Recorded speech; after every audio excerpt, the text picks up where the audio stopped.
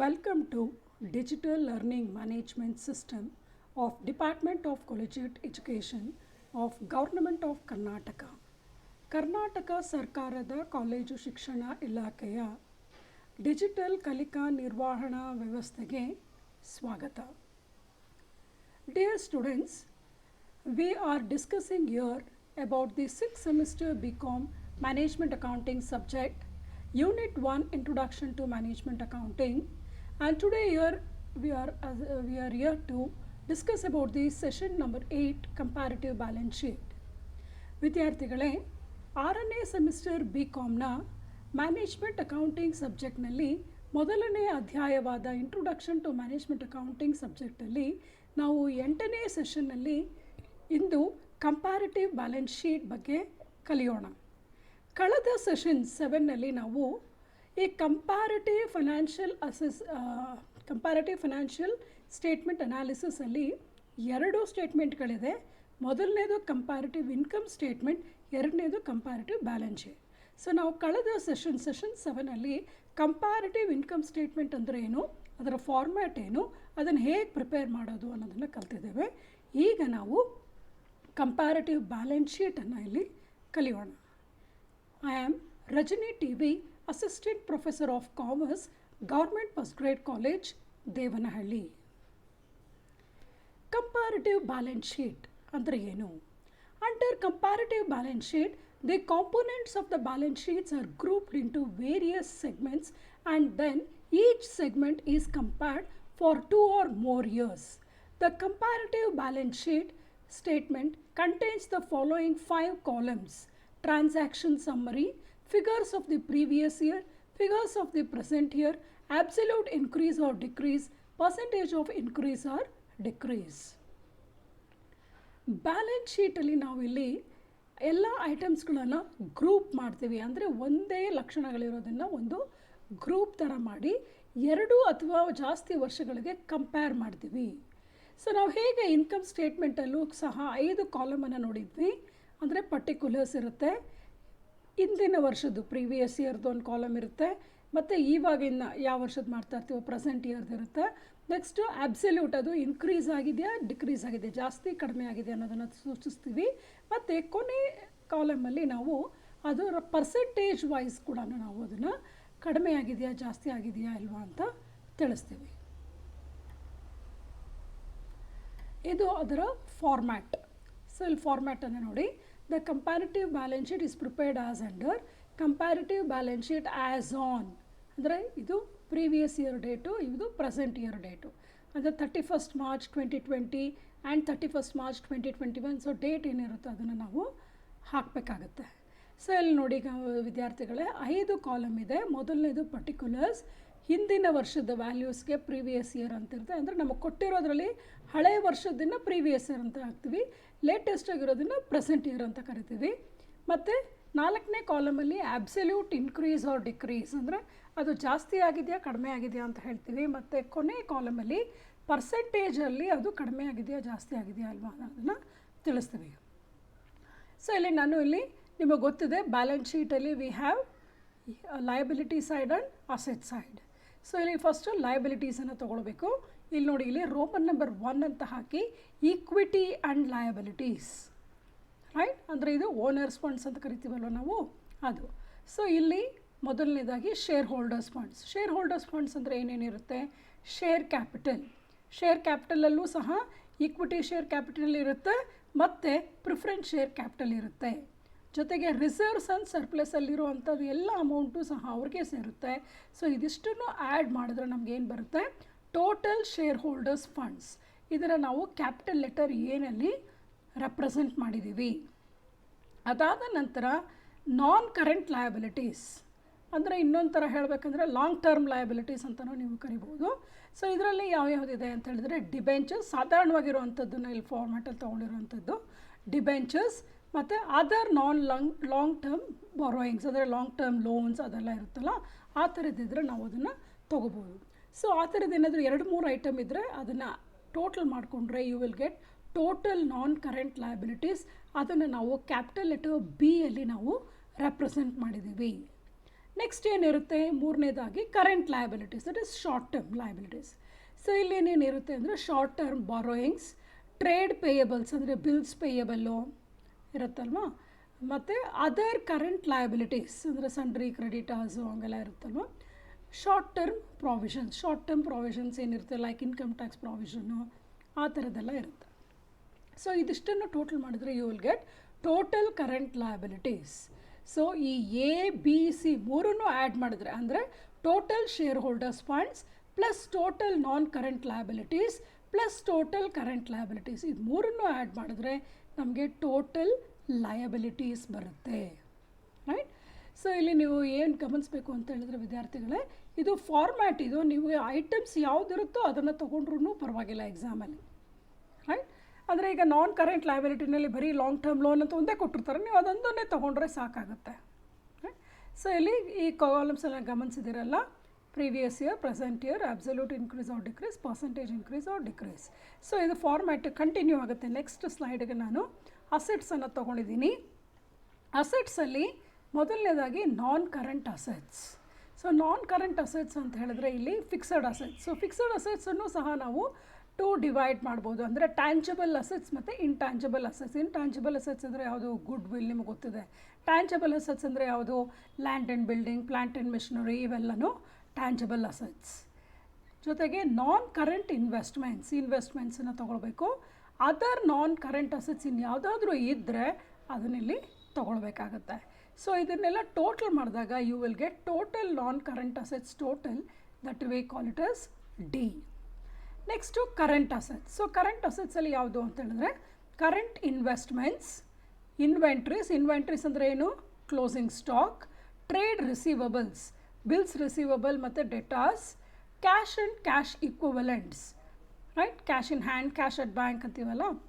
Next short term loans and advances. So ಇದಿಷ್ಟನ್ನು add ಮಾಡಿದ್ರೆ ನಿಮಗೆ ಟೋಟಲ್ ಕರೆಂಟ್ ಅಸೆಟ್ಸ್ ಸಿಗುತ್ತೆ. So total non current assets plus total current assets D ಮತ್ತು E ಇದನ್ನು add ಮಾಡಿದ್ರೆ ನಮಗೇನು ಸಿಗುತ್ತೆ, ಟೋಟಲ್ ಅಸೆಟ್ಸನ್ನು ಸಿಗುತ್ತೆ. ಸೊ ನಿಮಗೆ ಗೊತ್ತಿದೆ ವಿದ್ಯಾರ್ಥಿಗಳೇ, total assets total liabilities same ಇರುತ್ತೆ. ಸೊ ಇಲ್ಲಿ ನೋಡಿ, ಇಲ್ಲಿ ಪಾಯಿಂಟ್ ನಂಬರ್ ಬಿ ಅಲ್ಲಿ ಟ್ರೇಡ್ ಪೇಯಬಲ್ಸ್ ಅಂದರೆ ಯಾವುದು, ಬಿಲ್ಸ್ ಪೇಯಬಲ್ ಮತ್ತು ಕ್ರೆಡಿಟರ್ಸ್ ಆಗಿರುತ್ತೆ. ಸೊ ಇಲ್ಲಿ ಟೋಟಲ್ ಲಯಬಿಲಿಟೀಸ್ ಏನಿರುತ್ತೋ ನಮ್ಮ ಟೋಟಲ್ ಅಸೆಟ್ಸೂ ಸೇಮ್ ಇರುತ್ತೆ, ಸೇಮ್ ಇರಲೇಬೇಕು. ನಿಮಗೆ ಗೊತ್ತಿದೆ balance sheet means assets and liabilities should be equal. Note, ಈಗ ನಾವು ಇಲ್ಲಿ ವಿಮರ್ಶೆ ಮಾಡಬೇಕಾದಾಗ ಕೆಲವು ಅಂಶಗಳನ್ನು ನೆನಪಲ್ಲಿಟ್ಕೋಬೇಕು. The following points may be highlighted when we are interpreting. ಯಾವ್ಯಾವ್ದ್ರ ಬಗ್ಗೆ ನಾವು ಬ್ಯಾಲೆನ್ಸ್ ಶೀಟನ್ನು ಪ್ರಿಪೇರ್ ಮಾಡಿದಾಗ, ಅಂದರೆ ಅನಾಲಿಸಿಸ್ ಮಾಡಿದಾಗ ಏನೇದ್ರ ಬಗ್ಗೆ ನಾವು ಇಂಟರ್ಪ್ರಿಟ್ ಮಾಡ್ಬೋದು ಅಂತ ಹೇಳಿದ್ರೆ, ಮೊದಲನೇದಾಗಿ ಸಾಲ್ವೆನ್ಸಿ ಪೊಸಿಷನ್ ಬಗ್ಗೆ ಹೇಳ್ಬೋದು. ಅಂದರೆ ಬಿಸ್ನೆಸ್ ಎಷ್ಟು ಸಾಲ್ವೆಂಟ್ ಆಗಿದೆ ಅನ್ನೋದನ್ನು ಹೇಳ್ಬೋದು. ಸೊ ಅದಕ್ಕೆ ನಾವು ಏನು ಮಾಡಬೇಕು ಅಂತ ಹೇಳಿದ್ರೆ, in order to interpret the solvency position of a concern, the long term liabilities should be compared with the proprietors funds. Long term ಲಯಬಿಲಿಟೀಸನ್ನು ಶೇರ್ ಹೋಲ್ಡರ್ಸ್ ಫಂಡ್ಸ್ಗೆ ಕಂಪೇರ್ ಮಾಡಬೇಕು. ಈಗ ಪ್ರೊಪ್ರೈಟರ್ ಫಂಡ್ಸು ಜಾಸ್ತಿ ಇದ್ದರೆ, ರೈಟ್, ಹಾಗಾದರೆ ನಾವೇನು ಹೇಳ್ಬೋದು ಅಂದರೆ ಕಂಪನಿ ಲಾಂಗ್ ಟರ್ಮ್ ಆಗಿ ಸಾಲ್ವೆಂಟ್ ಆಗಿದೆ, ಅಂದರೆ ಓನರ್ಸ್ ಹತ್ರನೇ ಜಾಸ್ತಿ ದುಡ್ಡಿದೆ ಅಂತ ಹೇಳಿದ್ರೆ ಇಟ್ ಈಸ್ ಕಂಪನಿ. ಅಂದರೆ ನಾವು ಲೋನ್ಕಿನ್ನ ನಮ್ಮ ಸ್ವಂತದ ಹಣದ ಮೇಲೆ ನಾವು ಡಿಪೆಂಡ್ ಆಗಿದ್ದೀವಿ. ಸೊ ಬಿಸ್ನೆಸ್ಗೆ ಇನ್ವೆಸ್ಟ್ಮೆಂಟ್ ಮಾಡಬೇಕಾದ್ರೆ ಒಂದು ಓನರ್ ಕೊಡಬೇಕು, ಇಲ್ಲ ಅಂದರೆ ಸಾಲ ಮಾಡಬೇಕು, ಲಾಂಗ್ ಟರ್ಮ್ ಲೋನ್ ತೊಗೋಬೇಕು. ಸೊ ನಾವೇ ಇನ್ವೆಸ್ಟ್ ಮಾಡಲಿಕ್ಕೆ ನಮಗೆ ದುಡ್ಡಿದೆ ಅಂತ ಹೇಳಿದ್ರೆ we are in a better position ಅಂತ ನಾವು ಇಂಟರ್ಪ್ರೇಟ್ ಮಾಡ್ಬೋದು. ಮತ್ತು liquidity position. In order to interpret the liquidity position of a concern, the current assets should be compared with the current liabilities. Current assets na current liabilities ke compare ಮಾಡಬೇಕು. If the current assets are more, ಅಂದರೆ ನಮಗೆ ಗೊತ್ತಿದೆ normal ಆಗಿ current ratio should be 2:1 ಅಂತ ಕರಿತೀವಿ. ಅಂದರೆ current assets ಯಾವಾಗಲೂ current ಲಯಬಿಲಿಟೀಸ್ಗಿನ್ನ ಡಬಲ್ ಇರಬೇಕು ಅಂತ ಹೇಳ್ತಾರೆ, right. So if the current assets are more than the current liabilities, ಆವಾಗ ನಾವೇನು ಹೇಳ್ತೀವಿ ಅಂತ ಹೇಳಿದ್ರೆ ಕಂಪನಿಯ ಶಾರ್ಟ್ ಟರ್ಮ್ ಸಾಲ್ವೆನ್ಸಿ ಅಂದರೆ ಲಿಕ್ವಿಡಿಟಿ ಪೊಸಿಷನ್ನು ಚೆನ್ನಾಗಿದೆ. ಅಂದರೆ ಶಾರ್ಟ್ ಟರ್ಮಲ್ಲಿ ಮಾಡಬೇಕಾಗಿರುವಂಥ ಪೇಮೆಂಟ್ಗಳನ್ನು ಅವ್ರಿಗೆ ಮಾಡಲಿಕ್ಕೆ ಕೇಪಬಿಲಿಟಿ ಇದೆ ಅಂತ ನಾವು ಹೇಳ್ಬೋದು.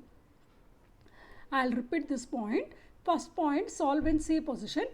In order to interpret the solvency position of a concern, the long-term liabilities should be compared with proprietors' funds. If the proprietor's funds are more than the long-term liabilities, then the company is said to have favorable long-term solvency position. Liquidity position.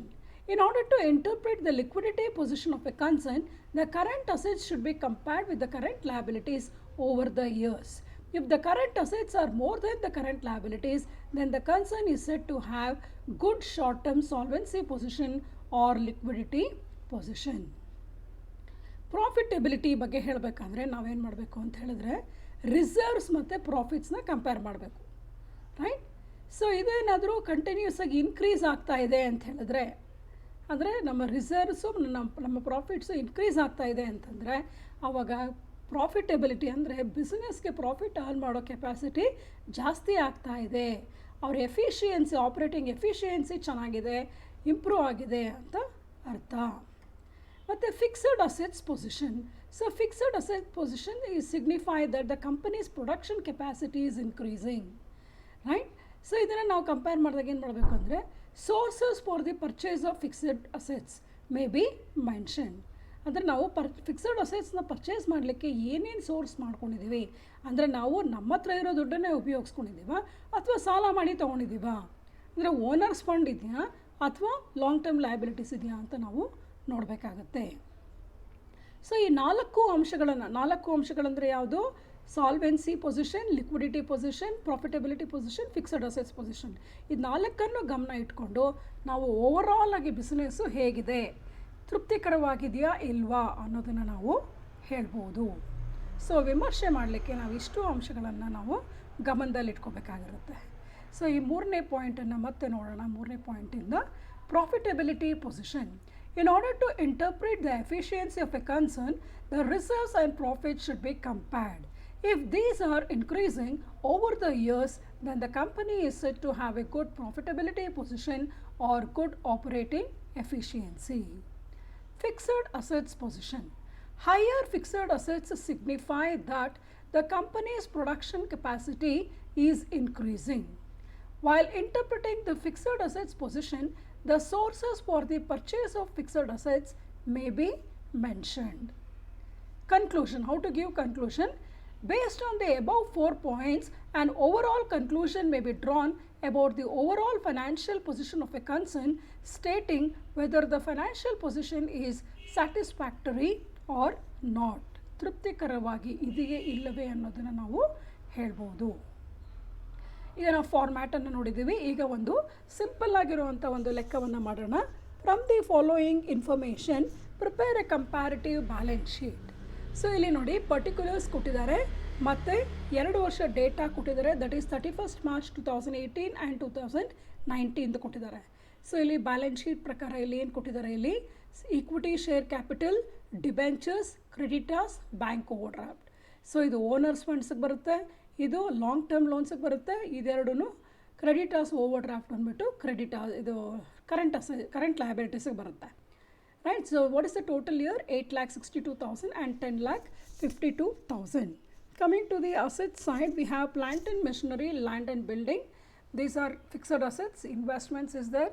Debtors and cash in hand will come under current assets. So the total assets is given as 8,62,000 and 10,52,000. ಈ comparative balance ಶೀಟನ್ನು ನಾವು prepare ಮಾಡೋಣ.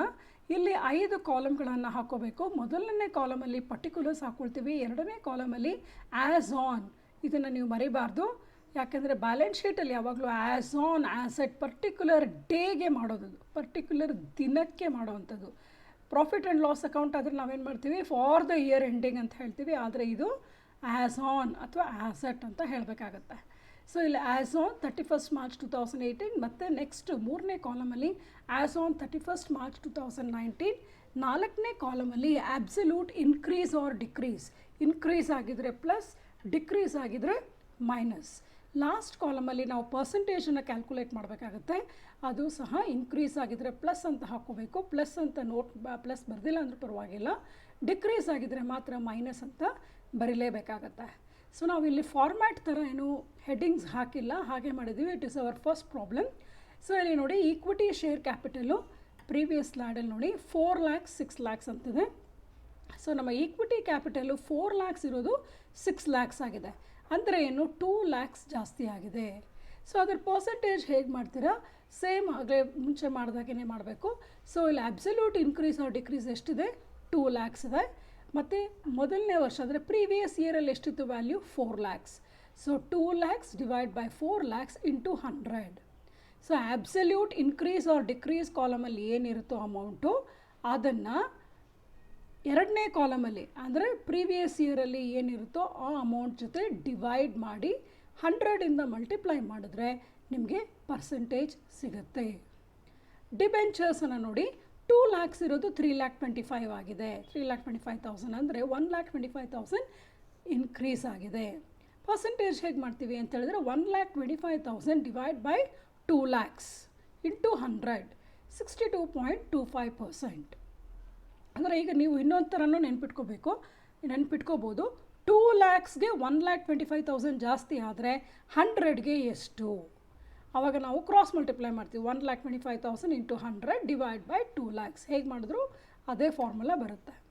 Next sundry creditors ನೋಡಿ, 2,55,000 ಇರೋದು 1,17,000 ಆಗಿದೆ. ಅಂದರೆ minus 1,38,000 ಆಗಿದೆ, ಅಂದರೆ ಕಡಿಮೆ ಆಗಿದೆ. ಸೊ ಇದಕ್ಕೆ ಪರ್ಸೆಂಟೇಜ್ ಹೇಗೆ ಮಾಡ್ತೀರಾ, minus 1,38,000 divided by 2,55,000 into 100.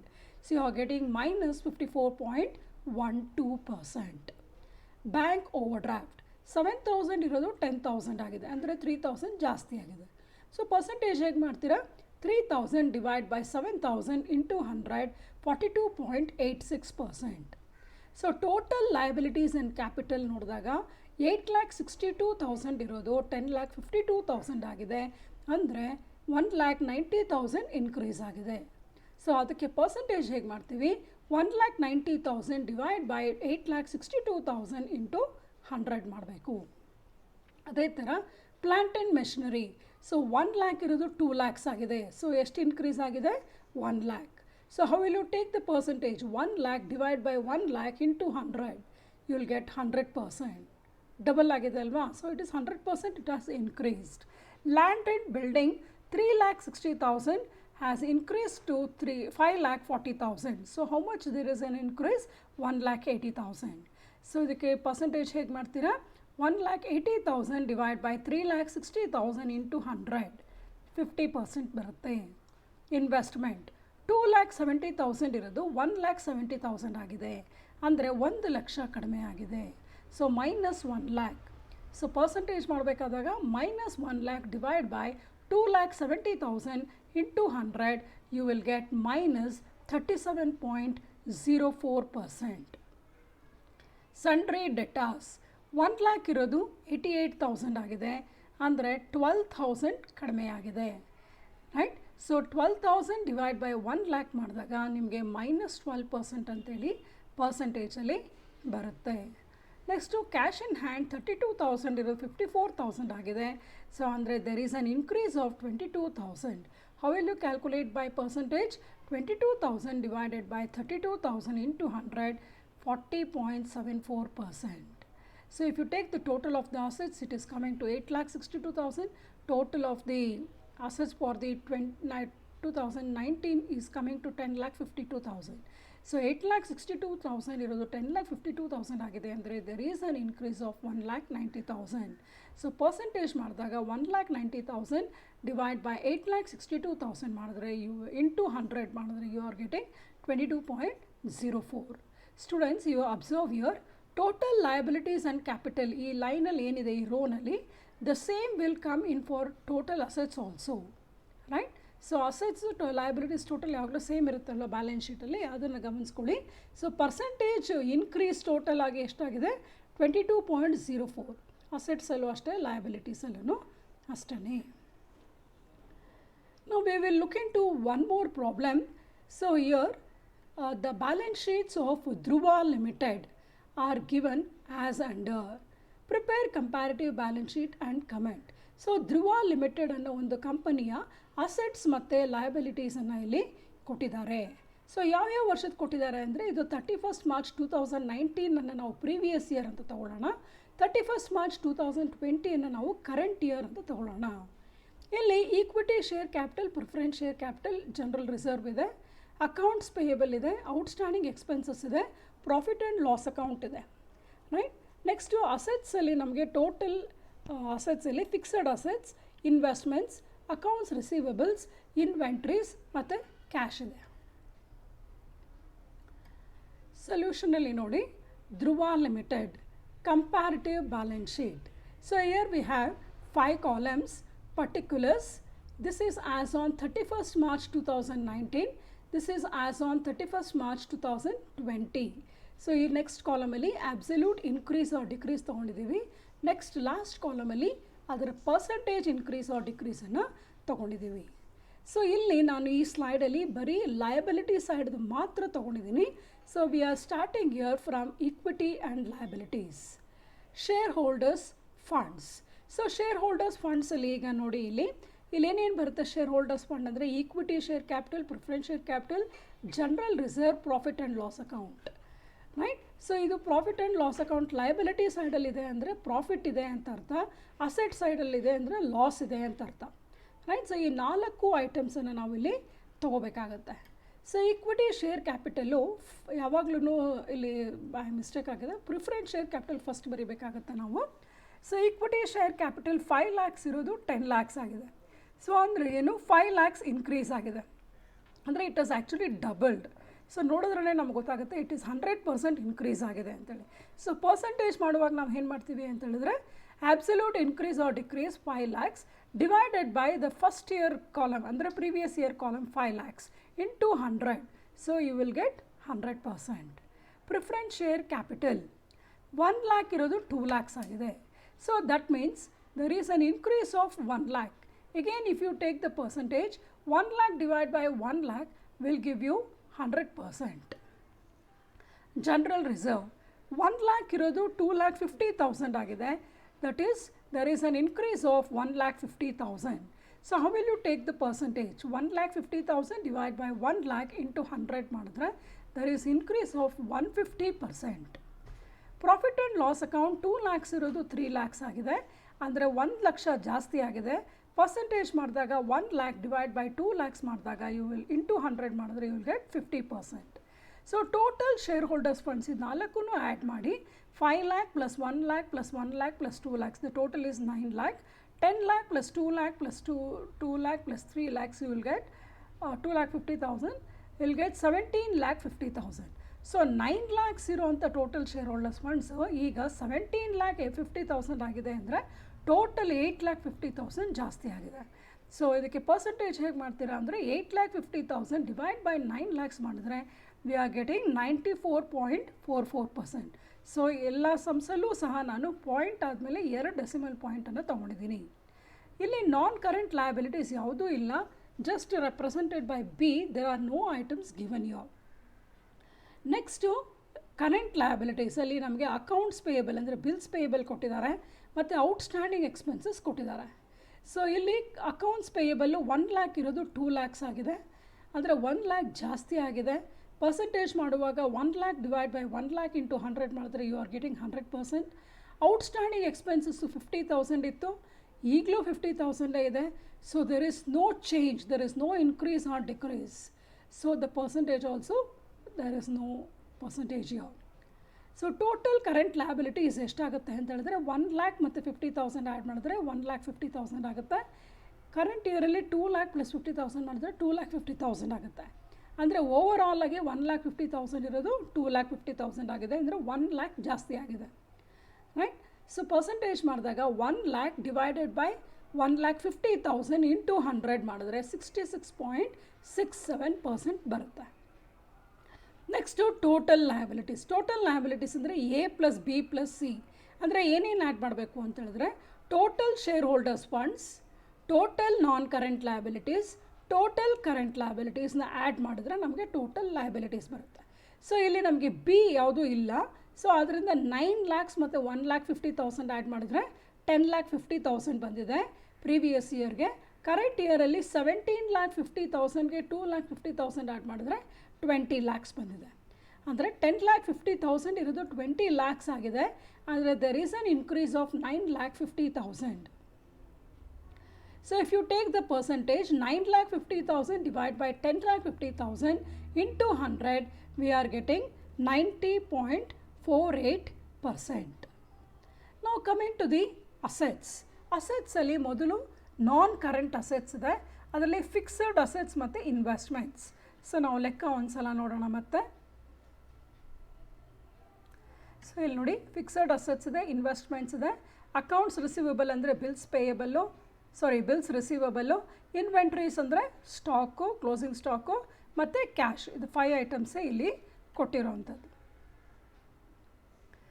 So non current ಅಸೆಟ್ಸಲ್ಲಿ ಫಿಕ್ಸಡ್ ಅಸೆಟ್ಸ್ ಮತ್ತು ಇನ್ವೆಸ್ಟ್ಮೆಂಟ್ಸ್ ಇದೆ. 4 lakhs ಇರುವಂಥ ಫಿಕ್ಸಡ್ ಅಸೆಟ್ಸು 10 lakhs ಆಗಿದೆ, ಅಂದರೆ 6 lakhs ಜಾಸ್ತಿ ಆಗಿದೆ. ಸೊ ಪರ್ಸೆಂಟೇಜ್ ತೊಗೊಂಡಾಗ 6 lakhs divide by 4 lakhs into 100 V are getting 150%. Investments 3 lakhs ಇರೋದು 1 lakh ಆಗಿದೆ, ಅಂದರೆ 2 ಲಕ್ಷ ಕಡಿಮೆ ಆಗಿದೆ. ಸೊ ಇದು ಮೈನಸ್ ಇದೆ. ಸೊ ಪರ್ಸೆಂಟೇಜ್ ಮಾಡಿದಾಗ -2 lakhs divide by 3 lakhs into 100 you are getting -66.67%. So ಇದೆರಡನ್ನು ಆ್ಯಡ್ ಮಾಡಿದರೆ we are getting total non current assets. It is represented by the letter D. So 4 lakh plus 3 lakh will be 7 lakhs, 10 lakhs plus 1 lakh will be 11 lakhs. So total non current assets 7 lakhs ಇರೋದು 11 lakhs ಆಗಿದೆ, ಅಂದರೆ 4 lakhs ಜಾಸ್ತಿ ಆಗಿದೆ. So ಇದು percentage ಹೇಗೆ ಮಾಡ್ತೀರಾ ಅಂತ ಹೇಳಿದ್ರೆ 4 lakhs divide by 7 lakhs into 100 57.14% ಆಗುತ್ತೆ. Next current assets. So current ಅಸೆಟ್ಸಲ್ಲಿ ಅಕೌಂಟ್ಸ್ ರಿಸೀವಬಲ್ 2 lakhs ಇರೋದು 4 lakhs ಆಗಿದೆ. ಸೊ ಅಂದರೆ 2 lakhs ಜಾಸ್ತಿ ಆಗಿದೆ. ಸೊ ಪರ್ಸೆಂಟೇಜ್ ಹೇಗೆ ಮಾಡ್ತೀವಿ, 2 lakhs by 2 lakhs into 100 will give you 100. Inventories ಅಂದರೆ ಏನು, ಕ್ಲೋಸಿಂಗ್ ಸ್ಟಾಕ್ ಅಂತ ಹೇಳಿದೆ ನಾನು. ಸೊ ಇದು 1 lakh ಇರೋದು 4 lakhs ಆಗಿದೆ. ಸೊ ಅಂದರೆ 3 ಲಕ್ಷ ಜಾಸ್ತಿ ಆಗಿದೆ. ಸೊ ಪರ್ಸೆಂಟೇಜ್ ಹೇಗೆ ಮಾಡ್ತೀರಾ, 3 lakhs by 1 lakh into 100 will give you 300%. Cash 50,000 ಇರೋದು 1 lakh ಆಗಿದೆ, ಅಂದರೆ 50,000 ಜಾಸ್ತಿ ಆಗಿದೆ. ಪರ್ಸೆಂಟೇಜ್ ಹೇಗೆ ಮಾಡ್ತೀವಿ ಅಂದರೆ 50,000 divided by 50,000 into 100 will give you 100%. So total current assets ಅಂದರೆ 2 lakhs ಪ್ರಿವಿಯಸ್ ಇಯರ್ದು, 2 lakhs plus 1 lakh plus 50,000 will give you 3,50,000. Current ಇಯರ್ದು 4 lakh plus 4 lakh plus 1 lakh will give you 9 lakhs. So total current assets 3,50,000 ಇರೋದು 9 lakhs ಆಗಿದೆ, ಅಂದರೆ 5,50,000 increase ಆಗಿದೆ. So percentage ಹೇಗೆ ಮಾಡ್ತೀರಾ ಇದನ್ನು ಅಂತ ಹೇಳಿದ್ರೆ 5,50,000 ಡಿವೈಡ್ ಬೈ 3,50,000 ಮಾಡಿದ್ರೆ you will get 157.14%. Total assets ನಮ್ಗೆ ಹೇಗೆ ಬರುತ್ತೆ ಅಂದರೆ ಡಿ ಪ್ಲಸ್ ಇ. ಡಿ ಅಂದರೆ ಯಾವುದು, total non current assets, E ಅಂದರೆ ಟೋಟಲ್ ಕರೆಂಟ್ ಅಸೆಟ್ಸ್. ಅದನ್ನು ಎರಡನ್ನು ಆ್ಯಡ್ ಮಾಡಬೇಕು. ಸೊ ಕರೆಂಟ್ ಇಯರ್ಗೆ ಪ್ರೀವಿಯಸ್ ಇಯರ್ಗೆ 7 lakhs ಪ್ಲಸ್ 3,50,000 ಅಂದರೆ 10,50,000 ಇದೆ. ಕರೆಂಟ್ ಇಯರ್ಗೆ 11 lakh ಪ್ಲಸ್ 9 lakhs 20 lakhs ಆಗುತ್ತೆ. ಸೊ ಈಗ 10,50,000 ಇರೋದು 20 lakhs ಆಗಿದೆ, ಅಂದರೆ ಒಟ್ಟು ಇನ್ಕ್ರೀಸ್ ಆಗಿರೋದು 9,50,000. ಸೊ ಇದಕ್ಕೆ ಪರ್ಸೆಂಟೇಜ್ ತೊಗೊಂಡ್ರೆ 9,50,000 by 10,50,000 you are getting 90.48%. So ನಮ್ಮ ಪ್ರೀವಿಯಸ್ ಸ್ಲೈಡಲ್ಲಿ ನೋಡಿ, ಟೋಟಲ್ ಲಯಬಿಲಿಟೀಸೂ ಸೇಮ್ ಇದೆ, 10,50,000, 20 lakh to 9,50,000, 90.48. ಸೊ ಇಲ್ಲೂ ಹಾಗೆ ತೋರಿಸ್ತಾ ಇದೆ, 10,50,000, 20 lakh, 9,50,000, 90.48%. ಸೊ ಈಗ ನಾವು ಇದರಲ್ಲಿ ಕಮೆಂಟ್ ಮಾಡೋಣ. The company has issued fresh equity shares worth ₹5 lakh, which amounted to 100% increase compared to previous year. The company also has issued the preferred shares worth ₹1 lakh during the current year under study. So ನಮಗೆ ಇಲ್ಲಿ table question ನೋಡಿದ ತಕ್ಷಣ ಗೊತ್ತಾಗ್ಬಿಡುತ್ತೆ. ಕ್ವಶನನ್ನು ಗಮನಿಸಿ, ಇಲ್ಲಿ ನೋಡಿ 5 lakh equity shares ಜಾಸ್ತಿ ಆಗಿದೆ, ಪ್ರಿಫರೆನ್ಸ್ ಶೇರ್ಸು 1 ಲಕ್ಷ ಜಾಸ್ತಿ ಆಗಿದೆ. ಸೊ ಅಂದರೆ ಕಂಪನಿಯವರು ಇಶ್ಯೂ ಮಾಡಿದ್ದಾರೆ. ಮತ್ತು ಎರಡನೇ ಪಾಯಿಂಟಲ್ಲಿ ಗಮನಿಸಿ, profit and loss account and general reserve increased by 50% and 150% respectively, which indicates that the company's earning capacity is good. So ಇಲ್ಲಿ ನೋಡಿ, ಇಲ್ಲಿ ಜನರಲ್ ರಿಸರ್ವ್ ನಮಗೆ ಎಷ್ಟು ಜಾಸ್ತಿ ಆಗಿದೆ ಅಂದರೆ 150% ಜಾಸ್ತಿ ಆಗಿದೆ. ನೀವು ಪರ್ಸೆಂಟೇಜ್ ಕಾಲಮಲ್ಲಿ ನೋಡಿ, ಜನರಲ್ ರಿಸರ್ವು 150% ಜಾಸ್ತಿ ಆಗಿದೆ, ಪ್ರಾಫಿಟ್ ಆ್ಯಂಡ್ ಲಾಸ್ ಅಕೌಂಟನ್ನು 50% ಜಾಸ್ತಿ ಆಗಿದೆ. ರೈಟ್. ಮೂರನೇ ಪಾಯಿಂಟ್ ನೋಡಿ, fixed assets have increased by 150% compared to previous year. So ಇಲ್ಲಿ ನೋಡಿ, ಫಿಕ್ಸಡ್ ಅಸೆಟ್ಸ್ 4 ಲ್ಯಾಕ್ಸ್ ಇರೋದು 10 ಲ್ಯಾಕ್ಸ್ ಆಗಿದೆ ಅಂದರೆ ನೀವು ಪರ್ಸೆಂಟೇಜಲ್ಲಿ ನೋಡಿದಾಗ 150% ಅದು ಇನ್ಕ್ರೀಸ್ ಆಗಿದೆ. 4ನೇ ಪಾಯಿಂಟನ್ನು ನೋಡಿ, the working capital position of the company has considerably improved. Working capital ಅಂದರೆ ಏನು? Current assets minus current liabilities will give us the working capital, right? So ಅದು ಸಹ ಇಂಪ್ರೂವ್ ಆಗಿದೆ. Current assets have improved by 5,50,000 during the year 31/3/2020, versus current liabilities has increase only by 1 lakh. ಅಂದರೆ current ಅಸೆಟ್ಟೇ ಜಾಸ್ತಿ increase ಆಗಿದೆ current ಲಯಬಿಲಿಟೀಸ್ಗೆ compare ಮಾಡಿದ್ರೆ, leading to an increase of 66.67%. So cash position of the company has improved by 100% in 2019-20 compared to 2018-19. So cash ಪೊಸಿಷನನ್ನು ನೋಡಿ, ಇಲ್ಲಿ ಅದು 100% ಜಾಸ್ತಿ ಆಗಿದೆ. ನಮ್ಮ ಅಕೌಂಟ್ಸ್ ರಿಸೀವಬಲು 100% ಇದೆ. ನಮ್ಮ ಸ್ಟಾಕ್ ಆ್ಯಕ್ಚುಲಾಗಿ ಹೇಳಬೇಕಾದ್ರೆ ಸ್ಟಾಕು ಕಡಿಮೆ ಆಗಬೇಕು, ಅಂದರೆ ನಮ್ಮ ಸೇಲ್ಸ್ ಜಾಸ್ತಿ ಆದಷ್ಟು ನಮ್ಮ ಕ್ಲೋಸಿಂಗ್ ಸ್ಟಾಕು ಕಡಿಮೆ ಆಗುತ್ತೆ, ರೈಟ್? ಸೊ ಓವರಾಲ್ ಆಗಿ ನಾವು ಹೇಳೋದಾದರೆ company is doing well. The overall financial position of Dhruva limited is good and satisfactorily improved. So assets liabilities ಎಲ್ಲನೂ ಚೆನ್ನಾಗಿ ಇಂಪ್ರೂವ್ ಆಗಿದೆ. ಪ್ರಾಫಿಟ್ ಅರ್ನಿಂಗ್ ಕೆಪಾಸಿಟಿನೂ ಬಿಸ್ನೆಸ್ಗೆ ಇಂಪ್ರೂವ್ ಆಗಿದೆ ಅಂಥೇಳಿ ನಾವು ಕನ್ಕ್ಲೂಷನನ್ನು ಕೊಡ್ಬೋದು. ಡಿಯರ್ ಸ್ಟೂಡೆಂಟ್ಸ್, ಸೊ ಈ ಸೆಷನಲ್ಲಿ ನಾವು ಕಂಪ್ಯಾರಿಟಿವ್ ಬ್ಯಾಲೆನ್ಸ್ ಶೀಟ್ ಫೈನಾನ್ಷಿಯಲ್ ಸ್ಟೇಟ್ಮೆಂಟ್ಸಲ್ಲಿ ಕಂಪ್ಯಾರಿಟಿವ್ ಫೈನಾನ್ಷಿಯಲ್ ಸ್ಟೇಟ್ಮೆಂಟಲ್ಲಿ ನಾವು ಪ್ರೀವಿಯಸ್ ಸೆಷನಲ್ಲಿ ಕಂಪ್ಯಾರಿಟಿವ್ ಇನ್ಕಮ್ ಸ್ಟೇಟ್ಮೆಂಟ್ ಕಲ್ತಿದ್ವಿ. ಇಲ್ಲಿ ಕಂಪ್ಯಾರಿಟಿವ್ ಬ್ಯಾಲೆನ್ಸ್ ಶೀಟ್ ಹೇಗೆ ಪ್ರಿಪೇರ್ ಮಾಡೋದು, ಅದರ ಫಾರ್ಮ್ಯಾಟ್ ಏನು, ಇಂಟರ್ಪ್ರಿಟೇಷನ್ ಮಾಡಲಿಕ್ಕೆ ಏನೇನು ಪಾಯಿಂಟ್ಸನ್ನು ಗಮನದಲ್ಲಿ ಇಟ್ಕೋಬೇಕು ಅಂತ ನೋಡಿದ್ದೀವಿ. ಮತ್ತು 2 ಪ್ರಾಬ್ಲಮನ್ನು ಸಹ ನಾವು ಇಲ್ಲಿ ಸಾಲ್ವ್ ಮಾಡಿದ್ದೀವಿ. ಪ್ರಾಕ್ಟೀಸ್ ಮಾಡಲಿಕ್ಕೆ ಇನ್ನೂ ಕೆಲವು ಪ್ರಾಬ್ಲಮ್ಸ್ಗಳನ್ನು ಹೆಚ್ಚಿಗೆ ನಾವು ಸ್ಟಡಿ ಮೆಟೀರಿಯಲಲ್ಲಿ ಕೊಟ್ಟಿದ್ದೀವಿ. ಅದನ್ನು ನೀವು ಪ್ರಯತ್ನ ಮಾಡಿ ಅದಕ್ಕೆ ಸಕ್ಸಸ್ಫುಲ್ ಆನ್ಸರ್ಸ್ಗಳನ್ನು ಪಡ್ಕೊಳ್ತೀರಾ ಅಂತ ಅಂದ್ಕೊಂಡಿದ್ದೀನಿ. ಸೊ ಕಂಪ್ಯಾರಿಟಿವ್ ಇನ್ಕಮ್ ಸ್ಟೇಟ್ಮೆಂಟು ನಿಮಗೆ ಸೆಕ್ಷನ್ ಬಿನಲ್ಲಿ 6 ಮಾರ್ಕ್ಸ್ಗೆ ಬರುತ್ತೆ. ಅದೇ ರೀತಿ ಕಂಪ್ಯಾರಿಟಿವ್ ಬ್ಯಾಲೆನ್ಸ್ ಶೀಟು ಸೆಕ್ಷನ್ ಸಿನಲ್ಲಿ 14 ಮಾರ್ಕ್ಸ್ಗೆ ಬರುತ್ತೆ, ರೈಟ್? ಅಂದರೆ comparative income statement section B 6 marks, comparative balance sheet section C 14 ಮಾರ್ಕ್ಸಲ್ಲಿ ನಿಮಗೆ ಬರುತ್ತೆ. ಸೊ ಇದನ್ನು ಗಮನದಲ್ಲಿ ಇಟ್ಕೊಂಡು ನೀವು ಎಕ್ಸಾಮಿನೇಷನ್ಗೆ ಚೆನ್ನಾಗಿ ಪ್ರಿಪೇರ್ ಆಗ್ತೀರಾ ಅಂತ ಅಂದ್ಕೊಂಡಿದ್ದೀನಿ. Hope the session was very useful to you. Thank you.